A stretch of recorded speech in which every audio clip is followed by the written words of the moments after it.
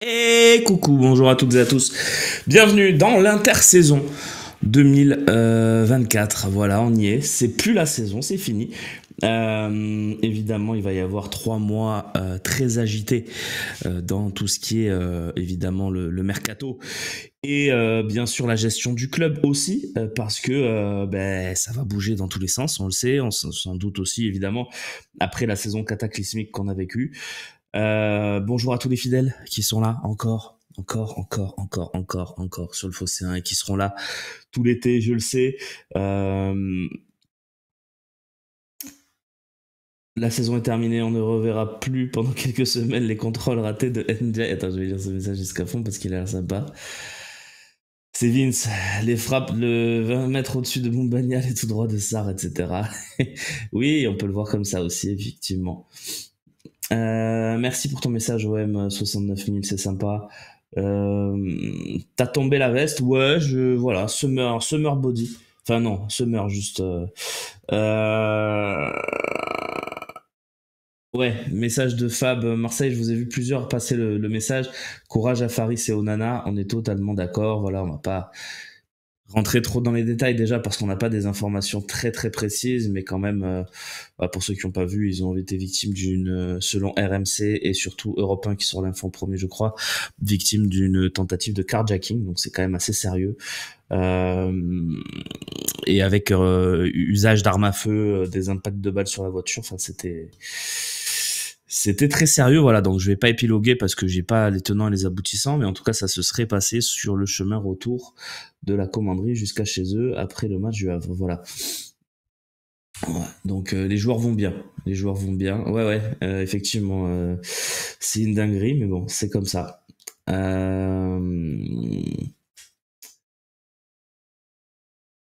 Tu te refais tous les matchs où on aurait pu prendre un point de plus? Ah bah oui, non mais là il y en a beaucoup. Euh, Phoenix, pour le programme de l'été sur le Phocéen. Alors, on n'a pas totalement tout fixé, évidemment.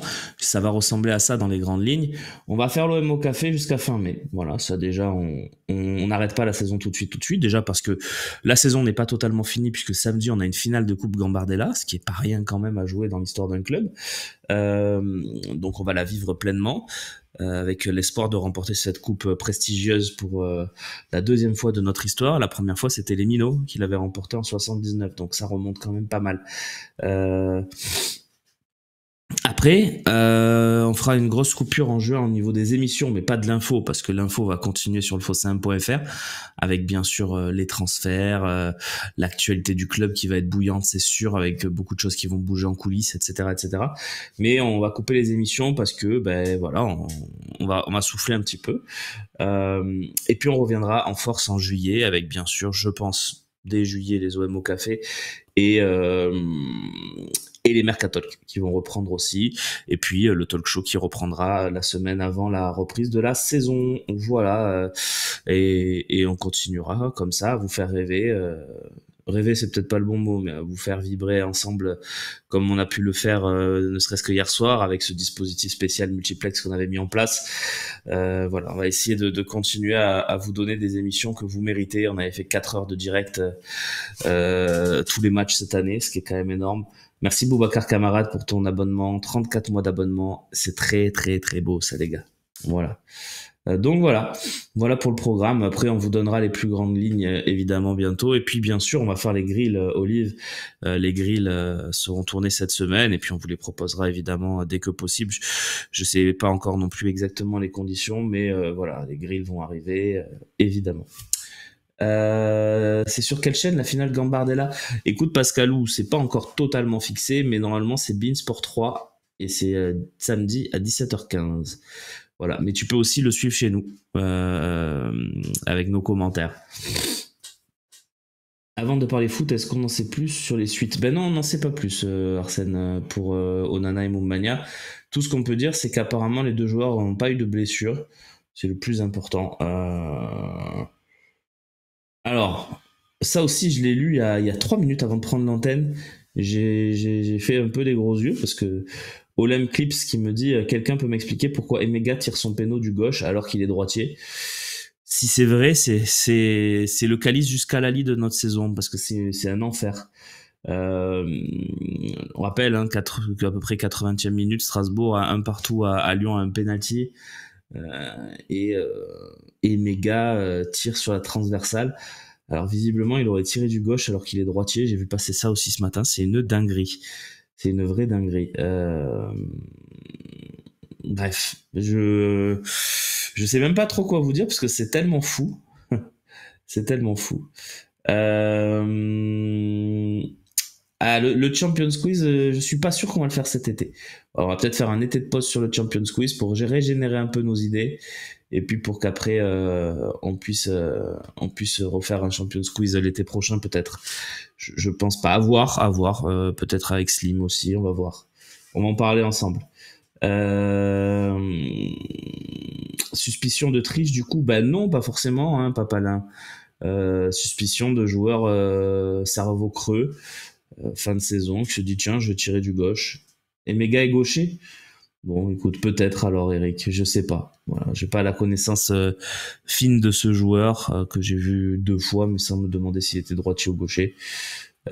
Oui, après, tant pis pour nous, on avait qu'à battre Reims, on n'en serait pas là. Et je te dirais même, Marseille, on n'avait qu'à faire match nul contre Reims, et ça suffisait pour qu'on soit probablement en Conference League l'année prochaine. Mais bon, c'est comme ça.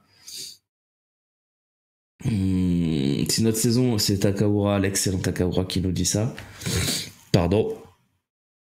Un peu malade. Moi, si notre saison est liée à un péno dans un autre match, franchement, bien fait pour nous qu'il tire du mauvais pied. Si on avait gagné en semaine, il aurait pu tirer de la fesse, que ça changeait rien. Exactement, vous avez raison, les amis, vous avez raison. Parle-nous de Longoria, s'il te plaît. Eric, je t'invite, mais vraiment, hein, à te refaire je vais te le donner précisément pour que tu sois satisfait de ta demande. L'OM au café de vendredi, le vendredi 17 mai. J'ai fait 25 minutes sur le sujet Longoria, donc voilà, après je peux te redire ce que je pense dans les grandes lignes. S'est-il trompé dans toute dans les plus grandes largeurs? Oui. Est-il un des principaux responsables de la saison ratée? Oui. Faut-il qu'il parte? À mon avis, non. Voilà, c'est la tendance. C'est en tout cas ce que je pense. Maintenant, on a le droit tous d'avoir un avis différent. Je l'ai déjà dit vendredi. Méga est gaucher. Ah ok, ben voilà, sujet clos. Merci beaucoup Icario, parce que j'avais vu passer ça aussi et ça m'avait rendu dingue. Mais bon.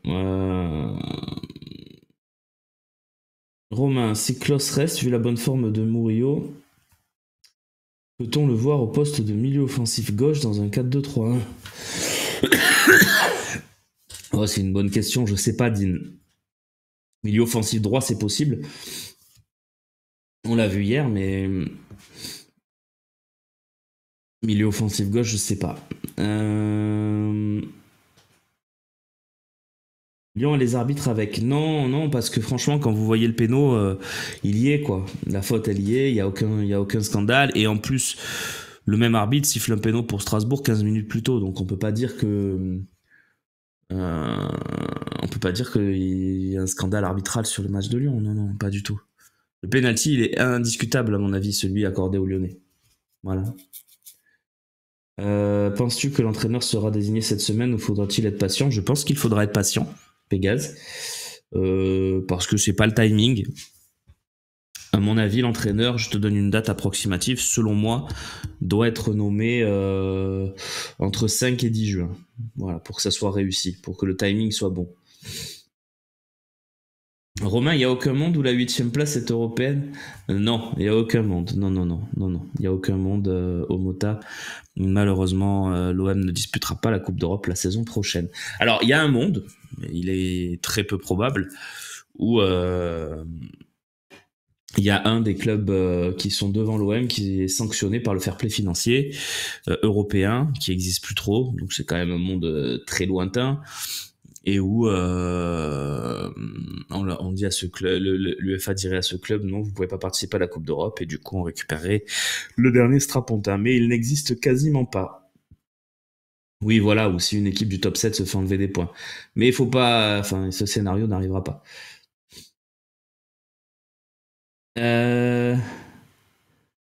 Très bon, j'ai ton Izuka, j'ai absolument payé personne moi. Romain Fonseca qui se foire hier dans le match le plus important de la saison, on est sûr de bien le vouloir l'an prochain à l'OM. Écoute Arsène, Fonseca c'est pas un génie non plus, hein. Fonseca c'est juste un très bon entraîneur. Je le disais, l'Olympique de Marseille, on n'est même pas, et j'ai regardé ça la dernière fois, malgré notre très bonne saison, on sera pas dans le top 40 du coefficient UEFA l'année prochaine, et notre non-participation va plomber notre coefficient UEFA pour les 5 prochaines années. Donc, qu'est-ce que tu veux que je te dise? Est-ce qu'on peut avoir un des 40 meilleurs entraîneurs? En théorie, non. Est-ce qu'il en fait partie? À mon avis, oui. Donc je pense que c'est un bon coup. Après c'est pas un top 10 européen non plus, Fonseca, hein. C'est un entraîneur sympathique, qui a des qualités, un bon coach, mais qui a évidemment aussi quelques défauts. Je pense qu'il est pas surcoté, contrairement à ce qui est dit par OM 6900. Je pense qu'il est à la bonne cote, c'est-à-dire que c'est un coach qui réussit 2 très bonnes saisons avec Lille. Même celle-ci est bonne, parce que le LOSC, si tu regardes leur effectif, c'est pas non plus des foudres de guerre. Pour moi, on a un meilleur effectif qu'eux, mais de très loin. Ils ont un effectif moins bon que Lyon, à mon avis. Quoique, ça peut se discuter sur Lyon, mais que Lens, il y a plein de. Voilà, pour moi, ils font pas une mauvaise saison, Lille. En plus, ils font une quart de finale un peu mal payée de Coupe d'Europe, donc à voir. Il y a Francaise aussi, c'est vrai qu'il y a le sujet Francaise. Alors voilà, Vanou, typiquement, Romain, il y a 2 Zerbi qui s'en va de Brighton, on pourrait pas le tenter. Ça sert à rien d'envisager ça, mais levez-vous ça de la tête. Voilà, De Zerbi, maintenant, il est rentré dans le top 10 des entraîneurs européens. Il va aller dans un grand club. De Zerbi, c'est la hype absolue en Europe. Donc moi, je suis très surpris déjà que Liverpool n'ait pas pris De Zerbi. Ils sont allés chercher Arne Slot. Bref. Voulez-vous cotiser pour embaucher un coiffeur? Non, mais il faut que j'y aille là, effectivement. Ça a trop traîné, Polichette, tu as raison. Je sais même plus comment les mettre, mes cheveux. Donc, De Zerbi, à mon avis, va aller dans un grand club. Peut-être le Bayern, peut-être le Milan. Il y a le Barça aussi qui est libre, qui est libéré. C'est pas à exclure. Donc, la saison de Zerbi est médiocre. Oui, après, il est dans une équipe, un club assez faible, hein, quand même. Brighton, c'est pas la folie, Brighton. De Zerbi va aller Manchester United. Je lui souhaite pas, mais peut-être. Valentin Rongier a énormément manqué à l'effectif. Bien sûr que Valentin Rongier a manqué. C'est une évidence. Habib Bey. Habib Bey. Je vais déjà répondre à ça. Gassé Printemps, tu les vois rester en appui technique? Non, pas du tout. Je pense que c'est finito la pipo. Prennent leurs affaires et rentrent à la maison. Gassé Printemps et le fils à René Girard, que j'ai oublié son prénom. Donc, Habib Bey. Non, il n'y a pas de si Lyon gagne la Coupe de France. Non, oubliez. Si Lyon gagne la Coupe de France. De toute façon, la Coupe de France, techniquement, c'est la place qui envoie en Europa League. C'est-à-dire que c'est le 5e et le gagnant de la Coupe de France qui vont en Europa League dans les règlements. Donc s'ils gagnent la Coupe de France, ils vont en Europa League, et puis le 6e étant déjà qualifié, c'est le 7e qui ira en Conference League. Donc ça n'a aucune incidence. Faudrait l'expliquer avec des tableurs, des machins, mais c'est très simple à comprendre. Alors Bay, moi le truc Bay, c'est que je sais pas, est-ce que vous avez déjà vu beaucoup de matchs du Red Star, vous? Est-ce que vous êtes sûr qu'Habib Bey c'est phénoménal? Je sais pas, dites-moi. Moi je sais pas. Voilà, moi le mec qui a coaché uniquement en national, je crois pas que ça soit une idée de génie, mais et il a un passé olympien qui peut aussi justifier qu'on prenne ce risque, parce que pour moi c'est un risque. Il y a des coups un peu plus sécures à tenter quand même, je pense. Maintenant, c'est vrai que si c'est pour prendre un inconnu, je vois qu'il y a un nom qui sort de temps en temps, c'est Palladino, le coach de Monza, qui fait certainement très bien jouer ses équipes et qui doit être très sympathique. Mais moi, si c'est pour prendre Palladino, bah, autant prendre Habib Bey. Mais si c'est Habib Bey ou un coach avec plus de background, je préfère aller chercher un coach avec plus d'expérience. Voilà, donc mais pas Antonio Conte, non, c'est pas trop mon délire. J'ai envie quand même de voir du foot, même si ça gagne quand même pas mal. Ouais, il y a Zizou, bien sûr, Zizou. JPP, au lieu de prendre encore un entraîneur qui va se faire virer, non, JPP, il a pas le niveau, Jalabert. On l'a vu sur ses matchs avec Lens notamment il y a quelques années. Moi, perso, ça me va pas. Je sais que j'ai pas envie de l'égratigner parce que c'est une légende du club, mais pour moi, il a pas le niveau d'un entraîneur de Ligue 1.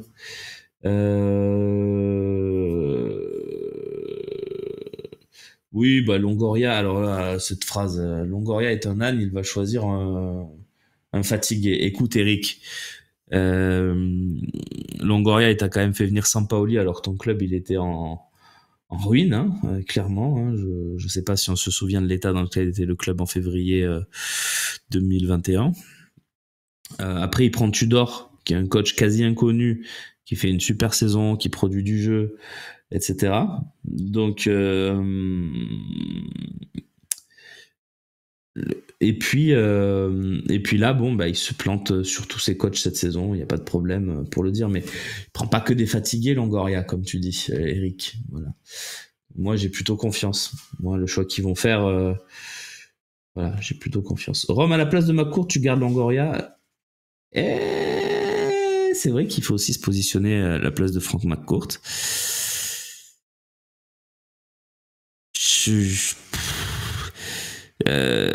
Disons que si Frank McCourt n'est pas bien conseillé, c'est-à-dire que si à côté de lui il a que des financiers, des nani, nana, à sa place je garde pas Longoria. Par contre, s'il est conseillé par des gars qui connaissent le foot, à sa place je garde Longoria, bien sûr. Parce que je sais pas moi, pour moi Longoria c'est un mec qui parle foot. Voilà, donc après bien sûr il fait des erreurs, mais c'est comme vous, moi, vous avez jamais commis une seule erreur de jugement, alors lui il en a commis plusieurs cette année, c'est vrai. On peut pas toujours avoir raison dans le foot, c'est quelque chose d'important à comprendre.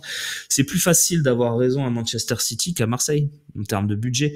Je pense que le PSG fait une intersaison cataclysmique, mais qu'ils ont tellement d'avance en termes de budget que ça se voit pas.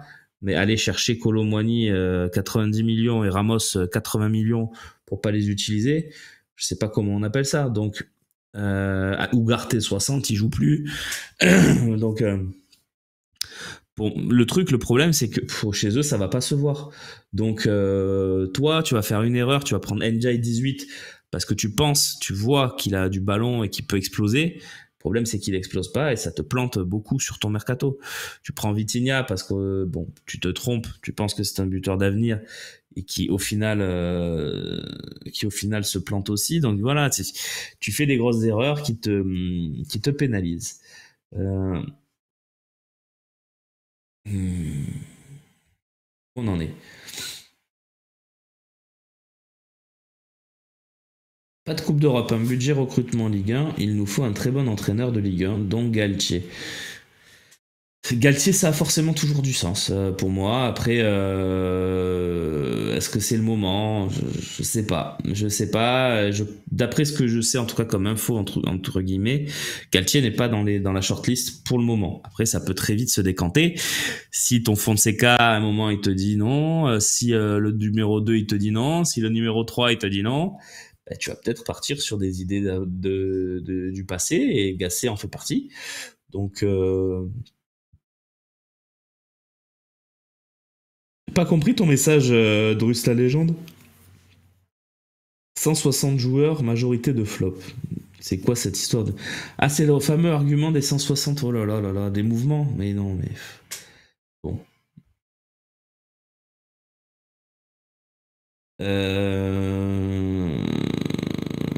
Tu prends Sarr, tu te trompes? Bah, je pense pas, mais après, chacun ses goûts.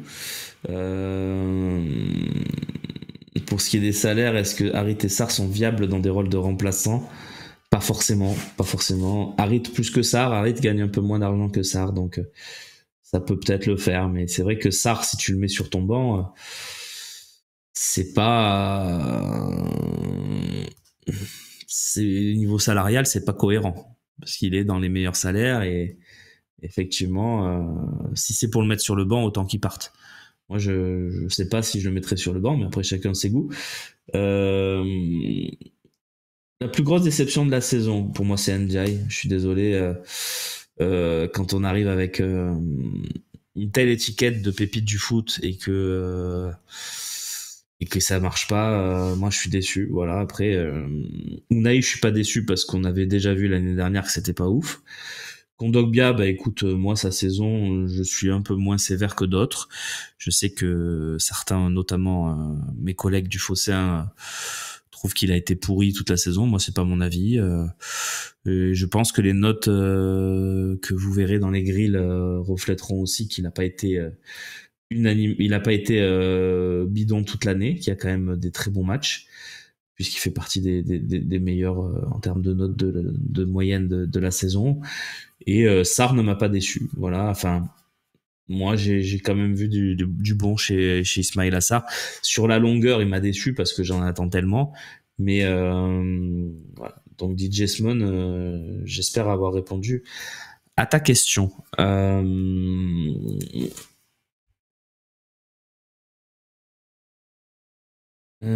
Quel poste penses-tu prioritaire pour l'année prochaine? C'est une bonne question. C'est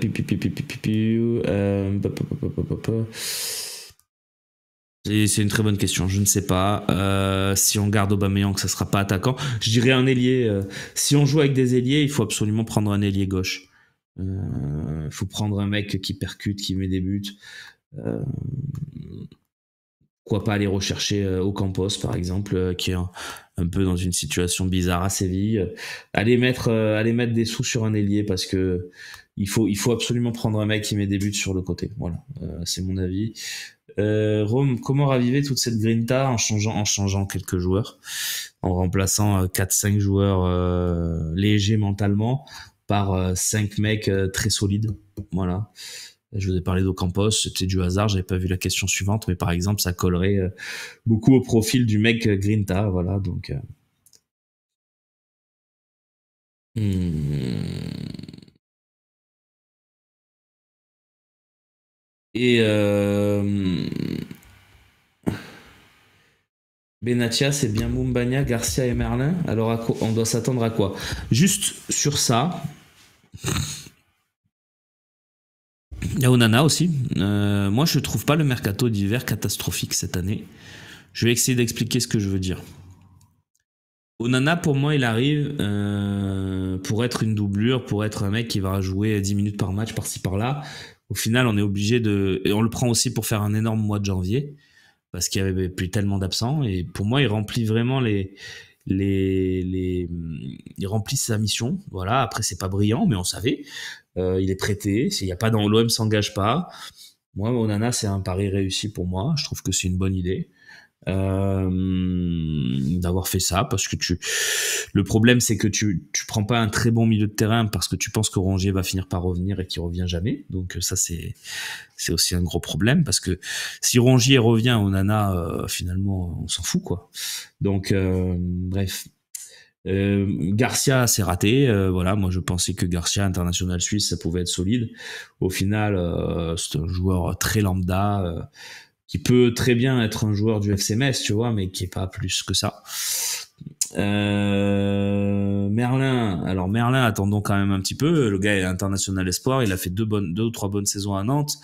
La digestion d'un transfert à l'Olympique de Marseille, c'est pas toujours évident.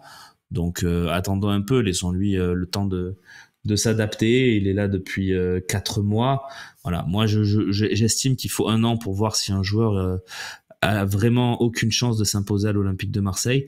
C'est ce qu'on a fait avec Vitinha. On lui a laissé 1 an et il n'a pas réussi. Unai, on lui a laissé 1 an et demi et pour l'instant, il n'a pas réussi. Alors, on va voir avec les autres. Mais moi, je dis il y a 1 an. Tu laisses 1 an. Si au bout d'un an il y a rien, c'est pas la peine d'insister. Et puis Mumbagna, moi je suis désolé, il nous a mis quand même des très beaux buts et des buts importants. N'oublions pas son but contre Benfica, son but à Toulouse.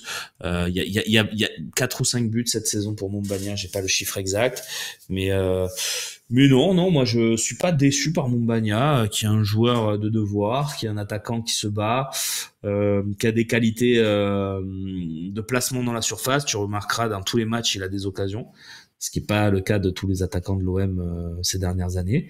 Donc non, moi voilà, le mercato Alpha Blue Light d'hiver ne m'a pas forcément déçu. Je vais rattraper le chat parce que j'ai été long. Désolé pour tout ce qui se passe entre cette question et maintenant. Daniel, merci pour ton prime, c'est cool, c'est vraiment cool, merci beaucoup. Oh,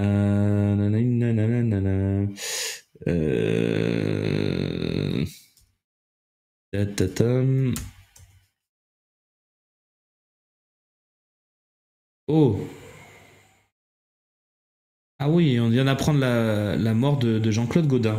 Effectivement, merci OM pour ton message. Jean-Claude Gaudin, paix à son âme, bien sûr, ancien président de l'Olympique de Marseille, lorsqu'il a fallu s'occuper du club. Ah, alors, voilà, donc oui, évidemment, l'ancien maire de Marseille, faut confirmer, hein, voilà. On a quelques pleurs qui vont peut-être arriver sur le chat. Et oui, parce que qui dit jour férié, voilà, les pleurs, c'est super.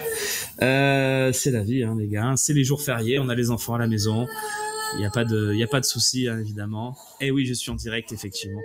Mais ça fait rien, c'est pas grave, c'est la vie. Laissons vivre ces petits marmots. Aïe, aïe, aïe.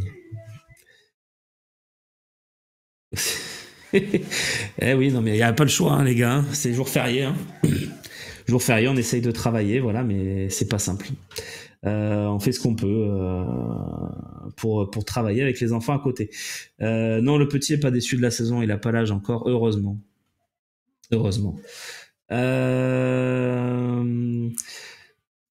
Désolé hein, pour ça, les amis, bien sûr.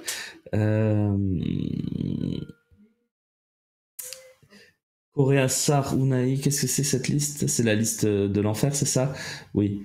Splifinho, salut. Correa, Sar, Unai, Onana, Garcia, Gay et Gigot, ça doit partir. Je sais pas, j'arrive pas à comprendre ce que vous reprochez à Samuel Gigot. Pourquoi vous voulez pas le garder dans vos 4 défenseurs ou 5 défenseurs centraux? Je n'arrive pas à le comprendre.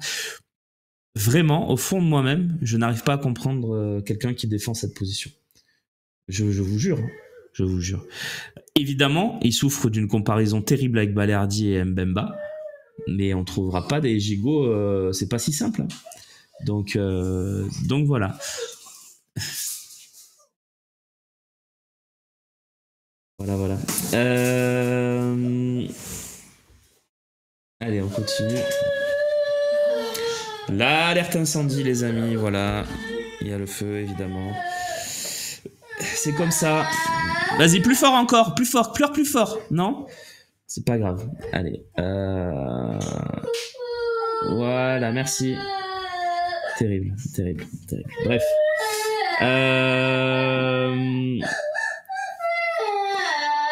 C'est sympa, hein, vous avez vu.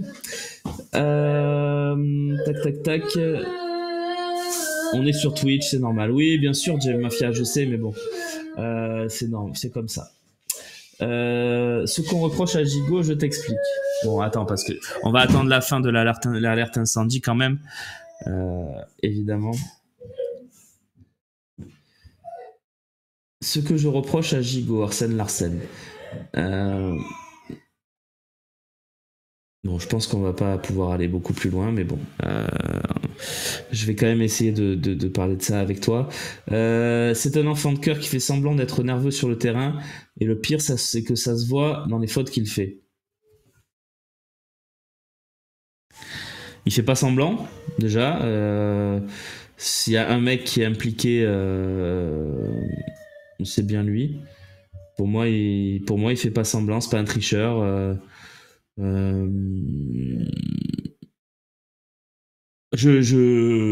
C'est ton avis, je vais respecter ça. pour moi, avoir un Samuel Gigot à l'Olympique de Marseille, c'est tout ce que j'aime. C'est-à-dire que c'est un gars qui aime le club, qui est habité par ce club depuis le tout petit, qui a la chance d'y jouer, c'est sûr, mais qui a quand même des qualités. Moi, je trouve que c'est un bon défenseur central. Euh, bon, ben, je vais croire que je vais arrêter là, hein, les copains, c'est pas grave. Mais voilà, donc je vous dis pas que c'est un titulaire. Je ne vous dis pas ça. Je vous dis que dans une équipe, d'avoir Samuel Gigot, ça me paraît important. Donc voilà, je mets Samuel Gigot dans mes 4 ou 5 défenseurs de la saison prochaine sans aucun problème. Il a largement le niveau pour moi. Et je comprends pas pourquoi toute cette haine contre lui. Même si tout le monde n'a pas de la haine, hein, c'est aussi des arguments pour certains, je l'entends. Voilà, moi je trouve comme Manuel Sirac, c'est un excellent remplaçant, voire plus. Et Chris Damba qui nous lâche un 9e mois d'abonnement. Merci Chris.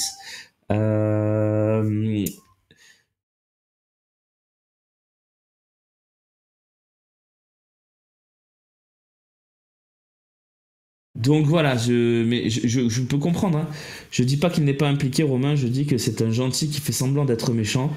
Ça le fait juste pas pour nous, c'est tout. C'est mon avis. Bah écoute, Arsène, juste quand on aura perdu Balerdi, parce que ça va arriver à un moment donné, hein, quand on va se retrouver avec une défense où Bamo Meïté sera titulaire, je pense qu'on réalisera à quel point Samuel Gigot était bon, même si j'aime beaucoup Bamo Meïté.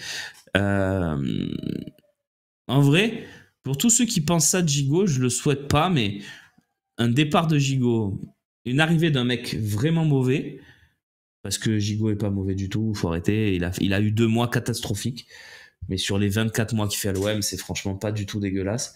Donc, moi, juste sur ça, j'ai presque envie que ça arrive pour que vous vous rendiez compte qu'il n'était pas si nul. Mais c'est comme ça. Et je trouve pas qu'il fait semblant. Je trouve que dans l'attitude, il est là. C'est pas un méchant, c'est sûr, mais quand il faut aller tacler un gars dans le rond central pour couper une action, bah, il le fait. Moi, c'est des choses qui me plaisent. Je pense que si on avait eu, comme le dit Manuel Sirag, si on avait eu 5-6 gigots cette saison au lieu de ces peintres, on n'en serait pas là. C'est mon avis aussi. Donc, mais non, c'est pas lucide de dire que Gigot n'a pas sa place à l'OM. C'est pas lucide. L'Olympique de Marseille est 8e de Ligue 1, les gars. On n'est pas en Champions League. Samuel Gigot, c'est un joueur de devoir qui a largement sa place à l'Olympique de Marseille. Moi, je suis désolé. Je pense être le plus lucide sur ce dossier-là par rapport à ceux qui pensent l'inverse. Mais encore une fois, c'est le foot, c'est l'OM, on s'en fout. Chacun a son opinion. Ça reste évidemment un débat et personne n'a raison, personne n'a tort. C'est une question de ressenti. Il n'est pas mauvais, mais on mérite des bien meilleurs quand même. On mérite. Ça veut dire quoi? On mérite, Luciano. On mérite des bien meilleurs. On mérite de gagner la Ligue des Champions? Oui, on la mérite. Bien sûr, on la mérite. On est des super supporters. Il n'y a pas de problème. Est-ce qu'on va gagner avec des champions? Non. On mérite des meilleurs défenseurs que Gigot. Est-ce qu'on en a? Oui, en plus, on en a. Balerdi, Mbemba. Est-ce qu'on mérite, est-ce qu'on va en avoir plein d'autres? Non, non, des Balerdi, des Mbemba, tu les trouves pas comme ça. Donc, est-ce que on mérite d'avoir une meilleure défense centrale que d'avoir Gigot remplaçant? Oh, peut-être. Moi, Gigot remplaçant, ça ne me dérange pas du tout. Je trouve que c'est quelque chose de cohérent. En vrai, pour te dire la vérité, si on garde les 4 mêmes défenseurs centraux la saison prochaine, je suis le plus heureux des hommes. Je trouve que les 4 sont très bons. En tout cas, il y a une logique d'avoir les 4. Ils ont chacun des qualités différentes. Moi, je garderai les 4 en fait. Je toucherai même pas la défense centrale. Voilà, donc voilà, c'est mon avis en tout cas. Et Balerdi mérite mieux que l'OM si on est lucide, bien sûr. Bien sûr. Après, espérons que lui soit pas lucide. Espérons qu'il se dise bon, j'ai eu 2 bons mois, mais ça veut pas dire que je suis un phénomène. Voilà, espérons ça. Donc moi, pour moi, la défense centrale, ça bouge pas. Clairement. La soirée d'hier, c'est un peu le retour de Karma d'il y a 2 ans où tout nous avait souri pour allier à la seconde place. On peut le voir comme ça. Quelle valeur marchande à part Balerdi? Bien, effectivement, on n'en a pas beaucoup des valeurs marchandes. Je pense que Jonathan Klaus, qui va faire l'Euro, même s'il a dépassé la trentaine, reste une valeur marchande intéressante. Euh, pour le reste, évidemment, ça dépendra aussi de si l'Arabie Saoudite s'active sur nous, parce que un Unai, tu peux le vendre cher en Arabie Saoudite. Un Sarr, tu peux le vendre un peu plus cher que ce que tu l'as acheté en Arabie Saoudite. Un Aubameyang, tu peux le vendre cher en Arabie Saoudite. Donc, à voir ce qu'on a envie de faire et ce qu'on va recevoir comme offre. De toute façon, oui, je l'ai déjà dit, Corsica Coca, effectivement, l'ancien président de l'OM, Jean-Claude Gaudin, est décédé. D'ailleurs, je pense qu'on on va en faire une petite dépêche parce que voilà, hein, ça a touché Gaudin. C'était aussi, ça a été à un moment donné le président de l'Olympique de Marseille. Donc voilà, effectivement. Jean-Claude Gaudin, qui a été maire de Marseille pendant très longtemps. J'ai pas le nombre d'années, je dirais 21 comme ça, mais c'est peut-être même plus. Hein. C'est peut-être même plus. 25 ans, maire de Marseille pendant 25 ans. C'est vrai que ouais, moi j'ai quasiment connu que Gaudin comme maire à Marseille avant que ça soit Rubirola et qui au final laisse sa place à Payan. Mais ça, on n'en parle pas non plus, mais bon, on n'est pas là pour faire de la politique. 25 ans, maire de Marseille, effectivement. Voilà. Il avait 84 ans, Jean-Claude Gaudin. À ma vie. Alors, à ma vie, hier, oui, le coup franc d'à ma vie, c'est ouf. C'est ouf. Il a mis un coup franc direct sur son deuxième match de la saison. Il jouait jamais, etc., etc. Pape Gay, on en est où? Ben, écoute. Enfin, je dirais, il va partir. Pape Gay, joueur qui a beaucoup plus joué que ce qu'il aurait dû sur cette fin de saison, même si les autres n'étaient pas brillantissimes. Moi, je suis. Pourquoi tu me poses cette question, Jeff? Tu l'aurais gardé, toi? Dis-moi dans le chat. Euh...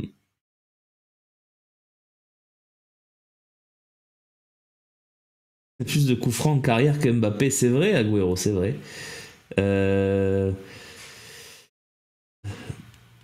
À ma vie, autant de buts en Ligue 1 que Harit et Correa réunis. Plus, non? Plus, je crois plus même. Gay, je le garde perso, pourquoi faire? Pourquoi faire? Un mec qui. Pour moi, c'est. Tu vois, Pape Gay, pour moi, Pape Gay, c'est niveau 8ème de Ligue 1. Ça veut pas dire que c'est un mauvais joueur, mais dans le fameux mérite, le fameux on mérite mieux. Alors tu me dirais, Pape Gay, on le garde pour le mettre sur le banc avec un salaire, avec le salaire de Gigot. Je dis oui. Si c'est pour le prolonger à 350 000 par mois, pour soit le mettre titulaire, soit le mettre sur le banc, non. Non, Pape Gay, c'est pas qu'il est. Voilà, à mon avis, il a pas le niveau pour les ambitions que vous avez. Je vois vos ambitions dans le chat, je les comprends. Je sais que l'OM est plus ambitieux que ce qu'on a fait. Mais non, ne crains pas trop la DNCG, Vince. Normalement, cette saison, ça devrait passer. On est beaucoup mieux depuis Longoria. Qu'on le veuille ou non, en termes financiers, ça va beaucoup, beaucoup, beaucoup mieux. Alors oui, il y a l'échec Ligue des Champions cette année, il y a des gros salaires. On va peut-être se faire encadrer la masse salariale, c'est pas impossible. Mais voilà, faut pas trop craindre de problèmes de DNCG. En tout cas, d'après ce qui filtre pour l'instant. Il nous sauve face à Lens. Ah ben alors du coup, on va lui faire 50 contrats. Hein. Il a mis un but. Eh oui. Blas en échec à Rennes, ça doit se tenter. Non, pas pour moi. C'est pas pour rien qu'il est en échec à Rennes, hein, Blas. Donc pour moi, non.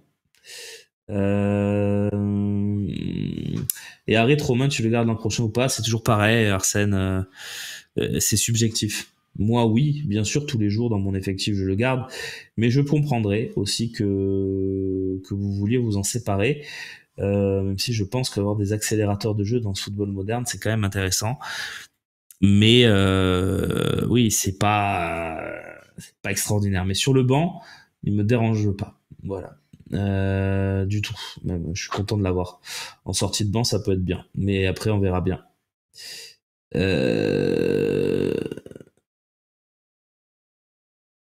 Si masse salariale encadrée, problématique pour le recrutement.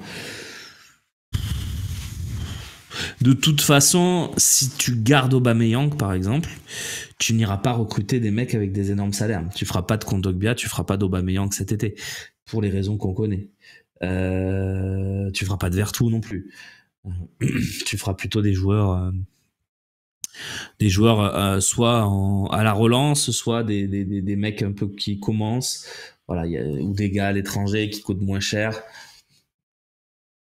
Je pense pas que de toute façon l'encadrement de la masse salariale, mais je dis ça, je dirais, ça se trouve c'est pas du tout le cas, hein, parce que ça va vraiment beaucoup mieux financièrement à l'Olympique de Marseille ces derniers temps. Les cas de Sternal, Bacola et toutes ces jeunes pépites. Bah écoute, ça va, ils font une très très bonne saison. Évidemment, il va falloir les sécuriser. Mais ça, c'est le travail de l'Olympique de Marseille. Hein. On va pas commencer à dire qu'il y a un problème alors qu'il y en a pas. Évidemment, il y a une énorme hype autour d'eux, donc forcément, ils vont demander des conditions.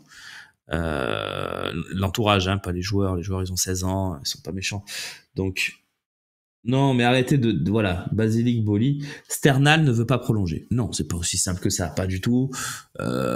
Sternal est bien conscient que l'OM le met énormément en avant et que exploser à l'OM, ça peut avoir ça peut être magnifique pour un joueur de foot. Donc, Sternal est pas du tout dans l'état d'esprit de je veux pas prolonger. Sternal, c'est juste qu'il veut pas prolonger. Je pense qu'il veut juste pas prolonger d'1 an dans les conditions actuelles. Sternal, si tu lui proposes un joli contrat pro façon Bouba Camara, il signe tous les jours. Donc ne vous inquiétez pas, pour l'instant il n'y a rien, il n'y a pas de problème. Ils sont encore au club l'année prochaine. Voilà, c'est ça. Ils voudraient pas 1 an de plus avant de passer pro. Moi je suis d'accord, tu peux les faire passer pro, Sternal, Bacola, donne-leur un contrat, quoi. Voilà, un beau contrat. Ils sont là, tout le monde est content, les supporters ne sont pas inquiets, voilà. Et même si au final ça marche pas, ben ça aura pas marché, c'est pas grave.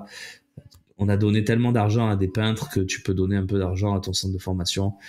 Voilà, moi pour une fois qu'on en a des bons, parce qu'ils sont très bons. Bacola, c'est quand même très intéressant. Donc voilà. Les carjacking ne vont pas donner envie de venir. Ouais, Nico, c'est sûr que cette image. Bon, ça faisait longtemps qu'on n'avait pas eu un cambriolage ou un truc comme ça, mais ouais, je crois que Klose s'était fait cambrioler déjà cet hiver. D'ailleurs, on n'imagine pas à quel point ça peut impacter aussi les performances d'un joueur. Hein. On n'en parle jamais, mais voilà, ces choses-là, c'est terrible. Donc, on verra. Voilà, j'espère pas, mais ça peut aussi impacter, c'est vrai. Bacola, je le sens pas, il va nous faire un envers. Pourquoi Bika? Pourquoi? Bacola, c'est un bon jeune qui a des belles qualités, qui est très puissant. Moi, je trouve ça bien. Quid de la rumeur qui dit que la masse salariale doit être réduite de 30% l'an prochain? Ça veut rien dire. Non, je pense pas. Après, il y a un truc, Arsène, dans les contrats qui fait que s'il y a Coupe d'Europe, s'il n'y a pas Coupe d'Europe, s'il y a Ligue des Champions, s'il y a Europa League, le contrat est comment on dit, dégénératif. Il baisse un petit peu en fonction de. Donc, technique, c'est quasiment dans tous les contrats signés par Longoria, cette chose-là, et je trouve ça très intelligent. Non, alors, Harit, Unai et j'ai oublié le dernier, Sarr était diminué. Donc ils ont pas dégressif, merci. C'est exactement ça. Donc ils ont pas été du déplacement, ils n'étaient pas punis, pas du tout. Quid de Rongier, il doit se faire opérer à nouveau, on verra. En tout cas, non, je pense que Rongier sera présent à la reprise de l'entraînement. En tout cas, ça serait t'as en pleurer s'il n'était pas là en juillet au moment où ça va reprendre. Vraiment. Mais effectivement, il y a de l'inquiétude. Voilà, on va pas se mentir. Je connaissais pas le jeune qui a joué à la fin du match contre le Havre. C'est pas un jeune Matignon, c'est idéaliste, un joueur qui a bourlingué, hein, comme on dit. Non, qui est venu, qui a la trentaine, je suis peut-être un peu moins pour encadrer la réserve. Donc c'est pas un jeune. Donc non, il est plus là pour la réserve et je pense qu'il a atteint son plafond de verre. Je pense pas qu'il puisse être intéressant comme joueur de l'OM. Penses-tu pouvoir retrouver de la Penses-tu qu'on va pouvoir retrouver de la ferveur cet été? Oui, oui, oui, oui, oui, bah les mages. C'est très simple. Si on fait une saison où ça commence bien, parce qu'il n'y a que 34 matchs. Regardez Nice. Nice cette année, franchement, c'est nul. Dans le jeu, c'est nul, c'est nul, c'est nul. Mais ils ont gagné des matchs, ils ont gagné des matchs, ils ont gagné des matchs. Ils se sont retrouvés deuxième, ils ont caracolé dans le top 3 pendant de nombreuses semaines. Et au final, ils ont fait une saison où ils ont retrouvé un peu d'entrain. Le truc, c'est qu'ils se sont effondrés. Là où Monaco a été très intéressant cette saison dans sa gestion d'année sans Coupe d'Europe, parce qu'on l'oublie, hein, Monaco et Nice n'ont pas fait de Coupe d'Europe cette année. Ils ont joué 34, 35, 36, 37 matchs maximum. Toi, t'en as joué 52. C'est à remettre en perspective aussi. Mais donc l'année prochaine, ça sera nous qui serons dans ce rôle, pendant que tous les autres joueront la Coupe d'Europe, sauf Rennes. Rennes et l'OM seront donc les Nice et Monaco de la saison prochaine. Et je pense que tu peux retrouver une dynamique. Parce que, effectivement, déjà, il n'y aura qu'un match par semaine. Ça sera l'événement de notre semaine. Ce sera notre match de Ligue 1. Et on sait qu'à Marseille, on sait faire de l'événement. Donc, si ça commence bien, ça va. Si ça commence pas très bien, par contre, ça va être une saison très longue et très pénible.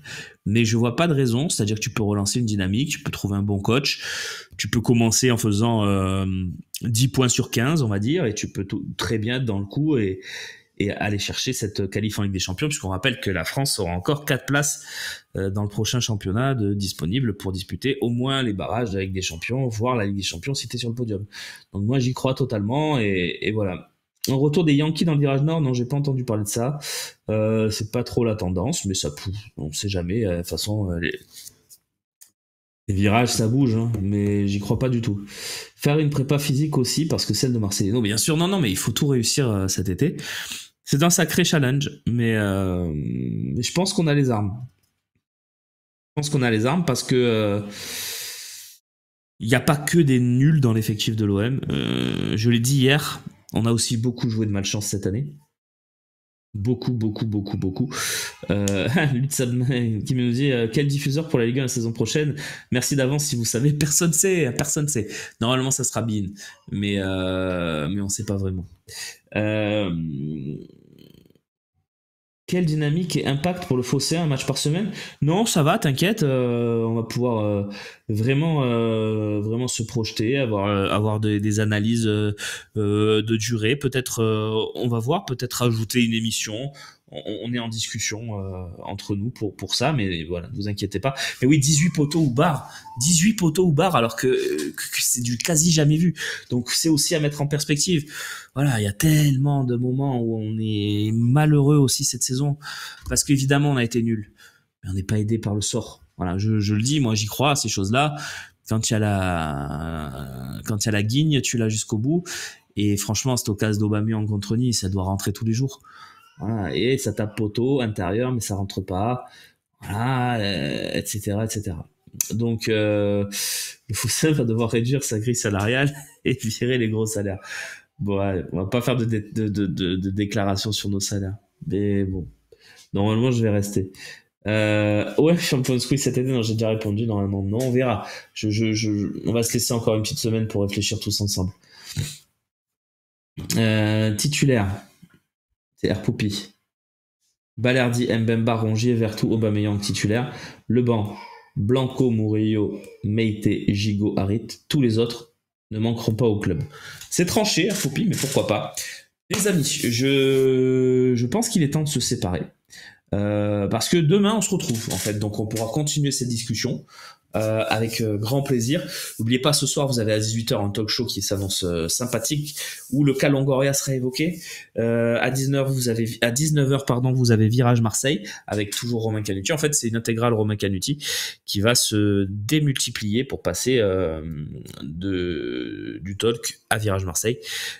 Comme ça, on en est clair. Et il y a même un moment, peut-être, si ça dure au-delà de 19h le talk, si ça fait 2-3 minutes de prolongation, il y a même un moment où Romain Canuti sera aux deux endroits en même temps. sais pas comment il fait, mais c'est extraordinaire, car le talk show c'est en direct sur le Phocéen à 18h ce soir, et vous avez bien sûr Virage Marseille diffusé à 19h sur BFM Marseille-Provence.